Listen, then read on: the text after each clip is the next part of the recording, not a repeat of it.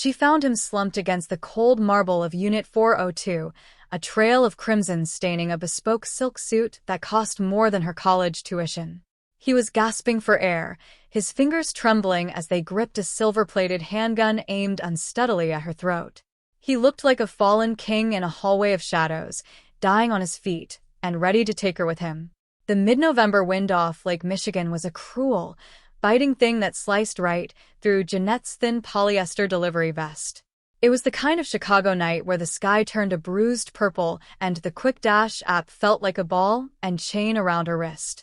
Jeanette R. Reeves watched the elevator floor numbers climb, her reflection in the polished brass looking like a ghost of the woman she used to be. It was 10:52 p.m. She had been on her feet since her 6 a.m. shift at the animal shelter, and the scent of the lukewarm sesame chicken in her thermal bag was making her stomach cramp with hunger. 2 years ago, she had been a semester away from her veterinary technician certification before her mother's medical bills turned her dreams into debt. Now, she was just a girl in a damp uniform, counting down the minutes until her next eviction notice. All she wanted was the 5-star rating and the $10 tip that would keep her lights on for one more week. But when the elevator doors chimed open on the penthouse floor, the silence wasn't the peaceful quiet of the wealthy. It was the heavy, suffocating stillness of a graveyard. The elevator pings, a cheerful, electronic chime that feels like a mockery in the suffocating silence of the Golden Heights penthouse. Jeanette R. Reeves steps out, her second-hand sneakers squeaking against the polished white marble. She pulls her thin polyester vest tighter, but it does nothing to stop the chill. This isn't the cold of the Chicago wind. It's the clinical, dead air of a floor that hasn't breathed in hours. The hallway stretches out like a velvet-lined throat, lit by recessed gold fixtures that cast long, skeletal shadows. Jeanette checks her phone. Unit 402. The Quick Dash app glows a predatory orange in the dim light, reminding her that she is exactly 4 minutes behind schedule. Please don't let them be the kind of people who rate you down for the rain, she prays, her thumb hovering over the arrived button. She passes 401. Silence. She passes a towering Ming vase that probably costs more than her mother's remaining rounds of chemo. Her heart begins a slow, heavy thud against her ribs. Jeanette has spent years navigating the city's roughest blocks, delivering to high-rises where the doorbells don't work and the stairwells smell like copper and neglected dreams. She knows what wrong feels like. It feels like this, the hair on her arms standing up, the sudden, metallic taste of ozone on her tongue. When she reaches 402, she stops. The heavy mahogany door isn't just unlocked, it's ajar by a fraction of an inch. A thin, dark ribbon liquid is seeping out from under the frame, staining the cream-colored carpet. Jeanette freezes. Her first instinct, honed by a lifetime of making herself invisible to stay safe, is to turn and run back to the elevator. She doesn't need a $10 tip that badly. She doesn't need to be a witness. But then she hears it. A wet, rattling wheeze. The sound of a man drowning on dry land. "Hello," she whispers, her voice cracking. She nudges the door with the edge of her thermal bag. It swings open with a heavy groan. Kwon Tae-sung is slumped against the far wall of the foyer, his legs splayed out across the hardwood. He is dressed in a suit so sharp it could cut glass, but the silk is ruined, soaked through with a black-red bloom that starts at his side and spreads down to his waist. His skin is the color of wet ash, and his dark hair is plastered to his forehead with sweat. Jeanette's breath hitches. Her wide eyes lock onto his, and for a second, she sees the sheer, terrifying power he usually carries, the gaze of a man who commands empires. Then his hand moves. From the shadows of his lap, he raises a silver-plated handgun. The barrel is heavy, swaying as he struggles to keep it level with her chest. "Leave," he rasps, the word trailing off into a bloody cough. "Or die." Jeanette doesn't move. She is a girl who has spent her life being told she's disposable, but as she looks at the man bleeding out on the floor, her veterinary training overrides her fear. She doesn't see a monster. She sees a wounded animal, and she knows exactly how much time he has left. The silver-plated barrel of the handgun trembled, but the man's eyes remained fixed on Jeanette with a predatory, dying intensity. "Leave," he rasped again, the command catching in a throat filled with blood. Jeanette's heart hammered against her ribs, a frantic bird in a cage. Every survival instinct she'd honed on the South Side screamed at her to bolt. In Chicago, looking too closely at a wounded man in a silk suit was a death sentence. The city didn't reward heroes. It swallowed them whole. She could drop the lukewarm sesame chicken, sprint to the elevator, and be back in her battered sedan before his heart stopped beating. She could be anonymous again. She could be safe. But as she shifted her weight to retreat, her gaze dropped from the weapon to the jagged tear in his side. Her breath hitched. Through the mess of blood and shredded silk, she saw the rhythmic, bubbling spurt of an arterial nick. It wasn't just a wound. It was a countdown. "You're hitting the iliac," she whispered, her voice surprisingly steady despite the sweat slicking her palms. 2 years of stitching up pit bulls in back-alley clinics and assisting in emergency surgeries at the shelter-flooded back. "If I leave, you have 3 minutes. Maybe 4. Taesung's finger tightened on the trigger. "Then I won't be alone." "You don't want to kill me," Jeanette said, taking a terrifying step forward instead of back. "You want to live. And I'm the only one on this floor who isn't trying to finish what that bullet started." She watched the calculation behind his eyes, a ruthless weighing of odds. The elevator behind her chimed. Someone was coming up. Not a resident, not with that heavy, rhythmic thud of tactical boots echoing through the shaft. The security breach wasn't a fluke. It was a hunt. "They're coming for the rest of you," she hissed, reaching down to grab the collar of his ruined jacket. "And they won't leave a witness in a quick dash uniform." The gun finally dipped, the heavy metal clattering against a marble. Taesung's head fell back against the wall, his consciousness flickering like a dying bulb. Jeanette didn't think, she acted. She hooked her arms under his, bracing her feet against the slick floor. He was a solid weight of muscle and expensive fabric, a dead lift that strained her shoulders until they burned. With a low, guttural grunt of effort, she dragged him away from the blood-stained foyer of Unit 402. She didn't head for the main lift where the killers were rising. Instead, she hauled him toward the service alcove, kicking open the heavy steel door of the freight elevator. She rolled him into the industrial cage just as the main doors down the hall slid open. As the freight gate rattled shut and the lift began its shuddering descent toward the basement, Jeanette pressed her back against the vibrating metal wall, her uniform soaked in the blood of a man who could either be her salvation or her executioner. The freight elevator shuddered to a halt in the bowels of the building, the air thick with the smell of damp concrete and old grease. Jeanette hauled Taesung's dead weight across the threshold, his heels dragging a jagged red smear over the floor. She didn't head for her car. She knew they'd be watching the plates of every vehicle in the lot. Instead, she navigated the labyrinth of the basement to a door marked maintenance storage, leading to a forgotten sublevel studio she'd been using as a makeshift recovery ward for the strays she couldn't leave on the street. The apartment was little more than a windowless concrete box, lit by the clinical hum of a stolen shop light. She rolled him onto a worn wooden table, the surface scarred by the claws of the hundreds of terrified animals she had mended here. "Stay with me, Your Majesty," she muttered, her hands moving with a frantic, practiced grace. She didn't have a medical kit. Those cost money she didn't have, but she had her survival bag. She doused a needle and a spool of heavy-duty silk thread in a bottle of cheap, bottom-shelf whiskey, the sharp sting of alcohol filling the small space.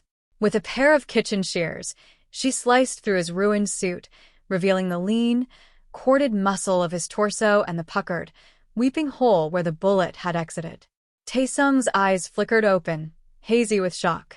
He watched her through a curtain of dark hair, his breath hitching as she poured the remaining whiskey directly into the wound. He didn't scream.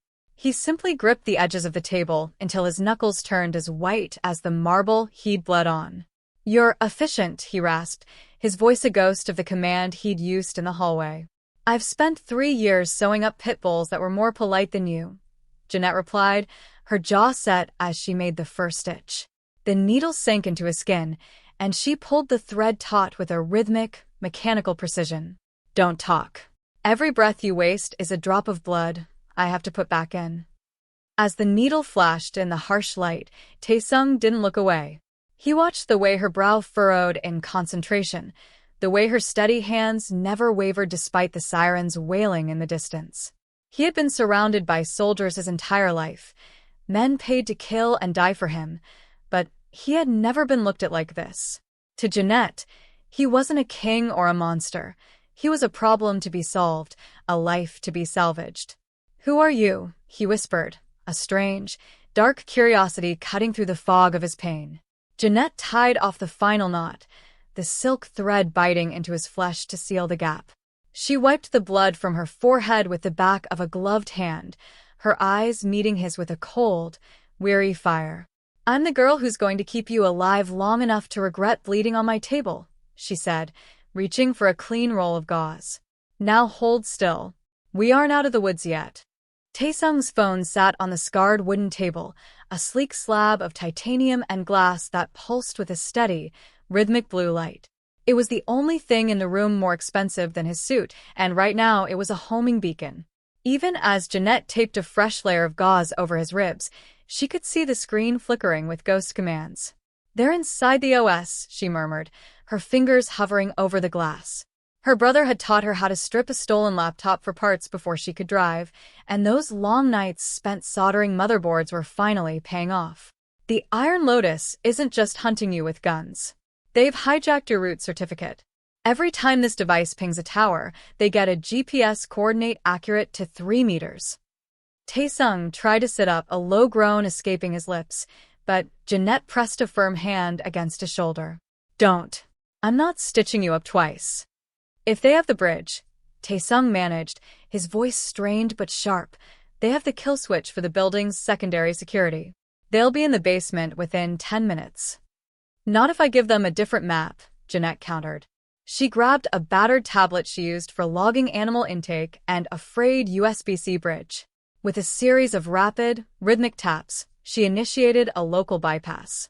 Her mind moved like it was back in the lab, identifying the ghost protocol the assassins were using, a sophisticated tracking overlay designed to look like a standard system update. She didn't try to delete it, that would trigger a failsafe. Instead, she began to spoof the packet headers. In the digital world, she was no longer a delivery girl. She was a phantom. She wrote a quick script to loop his location data, anchoring his digital signature to a city bus currently heading toward the north side. On the assassin screens, Taesung would appear to be fleeing at 40 miles per hour away from the Golden Heights. "There," she breathed, the blue light on the phone turning a steady, mocking green. "To the Iron Lotus, you're currently crossing the Chicago River. That should buy us enough time to get to my car." Taesung looked from the screen to the girl in the damp, blood-stained uniform. The intrigue in his eyes had hardened into a cold, profound respect. He had spent his life buying brilliance, but Jeanette's was born of necessity and grit, the kind of intelligence that couldn't be bought, only forged. "You're more than a delivery driver, Jeanette Reeves," he said softly. "I'm a girl who wants to live to see tomorrow," she snapped, pulling his arm over her shoulder to help him stand. "Now move. The bus only goes so far." The engine of Jeanette's battered sedan turned over with a protesting whine, finally catching just as the first set of headlights swerved into the alleyway. She didn't wait to see if they were black SUVs or squad cars. She threw the car into reverse, the tires screaming against the wet pavement.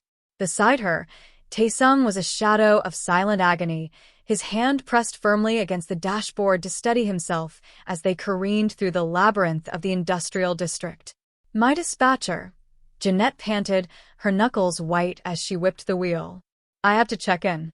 If the app goes dark for too long, the company triggers a wellness check. The police will be all over my last known GPS." She snatched her secondary work phone from the center console, the screen cracked and smeared with a fingerprint of Taesung's blood. She bypassed the delivery interface, sliding into the back-end messaging system she used to coordinate with her supervisor, Mike. He was a man she'd trusted for 3 years, a guy who'd let her slide on late shifts when her mother was hospitalized and shared his coffee when the winter shifts turned brutal. The message thread was open, but it wasn't a wellness check. Jeanette's breath hitched in her throat as she scrolled up. There, in the cold blue glow of the screen, was a series of timestamps and coordinates. Her coordinates. Mike hadn't just been tracking her. He'd been exporting her live data stream to an encrypted external server. She's at the storage sublevel. Moving now. Don't forget the other half of the wire. The last message from Mike read. Attached was a screenshot of a bank notification. A deposit of $500. $500. That was the price of her life. The cost of a few months of Mike's truck payments or a weekend at the casino was all it took for him to hand her over to a syndicate of professional killers. The normal world she'd been killing herself to stay a part of, the world of honest work and loyal bosses, was just as predatory as the one bleeding out in her passenger seat. Jeanette, Taesung said, his voice a low, vibrating warning. She looked up just as a black sedan roared out from a side street, aiming directly for her driver's side door. She floored the accelerator, the engine roaring in a desperate bid for survival. The betrayal tasted more bitter than the copper and gunpowder in the air. She realized then that there was no going back to the girl who delivered sesame chicken for tips. The bridge had been burned from the other side. She wasn't just saving a mafia boss anymore. She was fleeing a world that had already decided she was collateral damage. He sold me, she whispered, the heartbreak hardening into a cold, jagged shard of resolve. He sold me for $500. Taesung reached out, his bloody fingers brushing her sleeve. Then he undervalued you, he rasped, his eyes flashing with a sudden, lethal clarity. Drive, Jeanette. From this moment on, you belong to no one but yourself. The black sedan slammed into Jeanette's rear bumper, the impact rattling her teeth and sending a jolt of pure adrenaline through her spine. In the passenger seat, Taesung let out a sharp, hissed breath, his hand clawing at the door handle as his fresh stitches pulled. They're closing the gap, he managed, his eyes fixed on the side mirror, where the Predator's LED headlights glared like cold, electronic eyes. Not on my turf, Jeanette snapped. She didn't head for the expressway. That was a trap of wide lanes and high speeds where her aging sedan would be outclassed in seconds. Instead, she swung the wheel hard to the left, diving into the narrow, rain-slicked arteries of the meatpacking district. This was her world, a labyrinth of one-way streets, blind loading docks, and shortcuts that didn't exist on any official map. She knew exactly which potholes to avoid and which yellow lights lasted a second longer than they should. The pursuit roared behind them, the heavy engine of the Iron Lotus SUV echoing off the brick warehouses. She killed her headlights, plunging them into a world of flickering neon and deep shadows. Taesung went rigid. You can't see the road. I don't need to see it, Jeanette replied, her voice dropping into a low, rhythmic cadence. I've memorized every inch of this zip code for a $4 delivery fee. I know where the pavement ends and the gravel begins. She floored it, the speedometer needle dancing toward 80 as she aimed for a gap between two parked semi-trailers that looked barely wide enough for a bicycle. The sedan squeezed through with a scream of metal against rubber, the side mirrors folding in. Behind them, there was a deafening crunch of high-end German engineering meeting industrial steel. The black sedan hadn't accounted for the narrowness. It wedged itself into the gap, its tires spinning uselessly against the asphalt. Jeanette didn't slow down. She drifted the car around a corner, the rear end sliding over a patch of black ice before she caught it with a practiced flick of her wrist. She navigated a series of rapid-fire turns, right, left, through an unlocked construction gate, until the roar of the chase faded into the steady rhythm of the rain. She pulled into the shadow of an overpass, killed the engine, and let out a breath she felt like she'd been holding since Unit 402.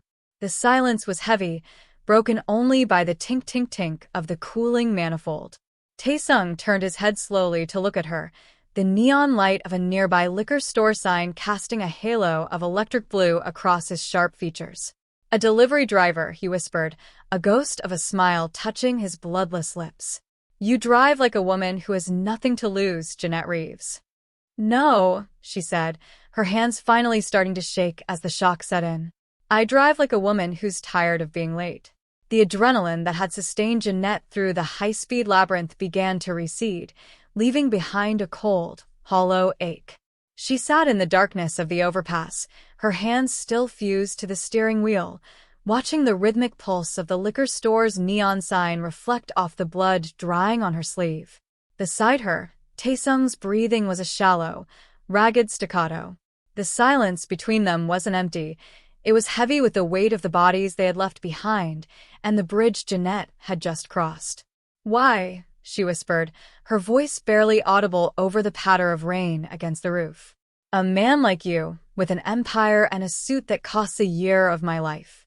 Why were you dying alone in a hallway?" Taesung shifted, a low hiss of pain escaping his teeth as he adjusted his weight. He looked out the window, not at the grimy underpass, but at some distant point in the city skyline. "Because I tried to turn a pack of wolves into men," he said, his voice raspy and devoid of its earlier iron. "The Iron Lotus was built on the bones of the desperate, protection rackets, human trafficking, the kind of poison that dissolves a neighborhood from the inside out. My father thrived on that rot. I wanted to starve it." He turned his head to look at her, his dark eyes reflecting the flickering blue neon. "I began moving our capital into legitimate tech, logistics, and urban renewal. I wanted the syndicate to be the foundation of the city, not its parasite. But wolves don't want to build. They only know how to tear." Jeanette felt a strange, jarring alignment in her chest. She thought of the animal shelter, of the discarded, broken things she spent her days trying to mend while the world moved on. She thought of Mike, her normal boss, who had sold her for a pittance because it was easy, because it was profitable. "My second-in-command, the one who orchestrated the coup, he calls it a return to tradition," Taesung continued, a bitter shadow crossing his face. "He wants the blood and the fear back. He thinks mercy is a defect in the lineage." "It's not mercy," Jeanette said, finally letting go of the wheel. Her fingers were cramped and pale. "It's survival. You can't rule a city if you've burned everything in it just to prove you can." Taesung watched her, the intrigue that had been there in the basement now deepening into something profound. "You spent your life protecting things the world deemed worthless, Jeanette. Perhaps that is why you didn't leave me to bleed." "I don't like seeing things broken," she admitted, her gaze hardening as she looked toward the road ahead. "But if your people want a war for the soul of the city, they picked the wrong night to involve me."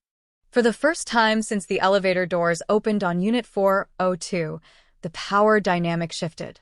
Taesung wasn't just a boss, and Jeanette wasn't just a driver. They were two people standing on the edge of a burning world, realizing they were the only ones holding the matches. The air at the Calumet River shipyard was thick with the scent of rusted iron and stagnant water. Jeanette killed the engine of her sedan, the silence that followed feeling more dangerous than the roar of the chase. In the distance, the skeletal silhouettes of shipping cranes loomed against the bruised sky like prehistoric giants. This was the meeting point Taesung had whispered, a neutral ground that now felt like a slaughterhouse. Taesung leaned heavily against the passenger door, his face a mask of cold resolve despite the fresh blood seeping through his bandages. "They're already here," he murmured, his eyes scanning the maze of stacked steel containers. "The silence is too perfect."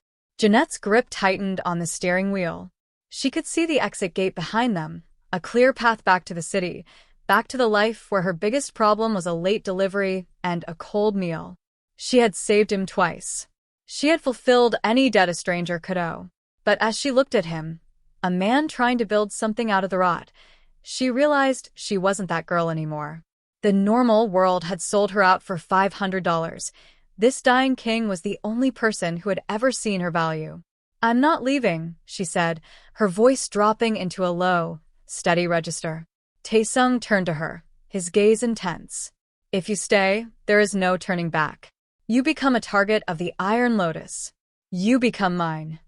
"I've been a target since I opened that door at Unit 402, Jeanette replied, reaching into the back seat to grab a heavy, rusted tire iron. "And I don't belong to anyone." The first shot shattered the sedan's rear window, showering them in diamonds of tempered glass. Jeanette dove out of the car, pulling Taesung with her as they scrambled behind a wall of corrugated steel. High-intensity floodlights suddenly hissed to life, blinding them, turning the shipyard into a stage of white light and long, jagged shadows. "Quan Taesung," a voice boomed, echoing off the metal containers. It was the underboss, the man who had turned wolves back into monsters. "End this. Hand over the codes and the girl, and I'll let you die with the dignity of your father." Taesung slumped against the container, his breath rattling. He looked at Jeanette, the gun she had retrieved for him trembling in his hand. He was a king without a throne, a leader without an army. Jeanette peered around the edge of the steel. She saw the flick of a cigarette, the glint of a rifle barrel on the catwalk above. She knew these alleys. She knew how sound bounced off these containers and where the blind spots hid in the shadows. "Give me the gun," she whispered. Taesung hesitated, then placed the heavy silver weapon in her hand. The metal was warm from his grip. At that moment, the choice was made. Jeanette R. Reeves, the girl who made herself small to survive, stood up tall in the freezing rain. She wasn't running. She was hunting. The glass and steel monolith of the Iron Lotus headquarters pierced the Chicago skyline like a silver dagger, reflecting the cold, pale light of a new dawn. A week had passed since the rain-slicked shipyard, a week where the city's underworld had held its breath while the wolves were purged. Now, a black obsidian sedan pulled up to the private entrance, its engine a low, predatory hum that commanded the attention of the armed guards flanking the doors. Jeanette R. Reeves stepped out of the vehicle, the sharp click of her heels against the pavement echoing with a finality that silenced the morning air. She was no longer wearing the damp polyester vest or the second-hand sneakers of a girl drowning in debt. She wore a tailored charcoal suit that fit her like armor, her hair pulled back in a sleek, uncompromising bun. Her eyes, once wide with the shock of 1,000 desperate deliveries, were now as calm and deep as the lake after a storm. The guards didn't ask for her ID. They didn't look through her as if she were an invisible part of the service industry. They bowed. It was a low, synchronized gesture of submission that Jeanette accepted with a single, sharp nod. She walked through the lobby, her reflection ghosting across the polished marble floors where she had once stood waiting for a signature on a receipt. The elevator didn't ping this time. It glided upward in a silent, pressurized ascent. When the doors opened on the top floor, the council was already waiting.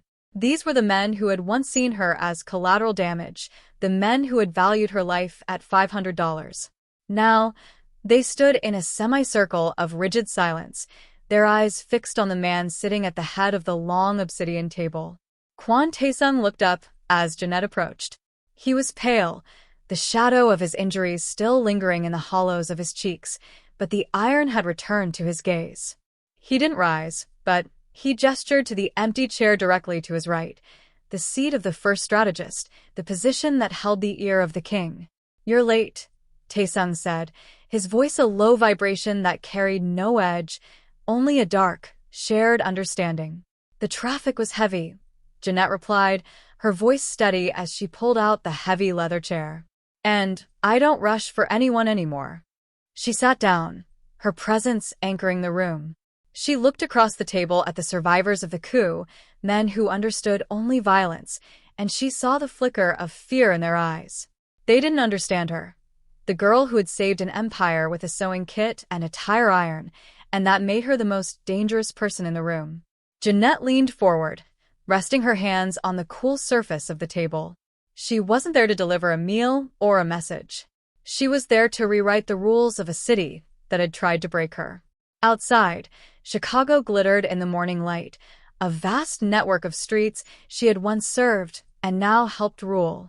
The golden lotus had bloomed in the dirt, and Jeanette R. Reeves was finally exactly where she belonged.